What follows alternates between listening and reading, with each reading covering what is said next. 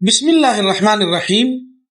طبرانی شریف کی روایت ہے، جناب رسول پاک صلی اللہ علیہ وسلم نے مساجد کو بنانے، ان کو آباد کرنے اور ان کی صفائی کے حوالے سے اہمیت دیتے ہوئے بیان فرمایا، وَإِخْرَاجُ الْقُمَامَةِ مِنْهَا مُهُورُ حُورِ الْعَيْنِ، کہ مساجد سے تنکا اٹھانا یہ جنتی عورتوں کا مہر ہے۔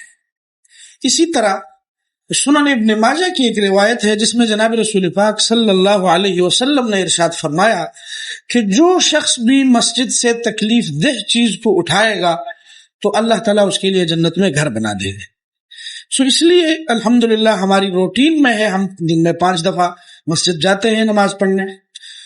اگر مسجد میں کوئی تکلیف دہ چیز پڑی ہے، کوئی بال پڑے ہوئے ہیں، کوئی تنکے پڑے ہوئے ہیں، تو خادم کا انتظار نہیں کرنا چاہیے کہ وہ آئے گا، اس گن کو اٹھائے گا، لے کر جائے گا۔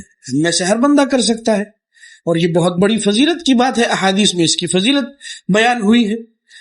اس لیے ان معاملات میں ہمیں ذرا مسجد کے ساتھ تعاون کرنا چاہیے، مسجد کا گن خود اٹھانے کی کوشش کرنی چاہیے۔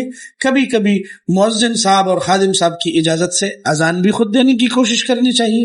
اس لیے ہمیں مساجد کو آباد کرنے کے ساتھ ساتھ ان کی صفائی کا خود خیال رکھنا چاہیے۔ اللہ تعالی ہمیں عمل کرنے کی توفیق عطا فرمائے۔ وآخر دعوانا ان الحمد للہ رب العالمین۔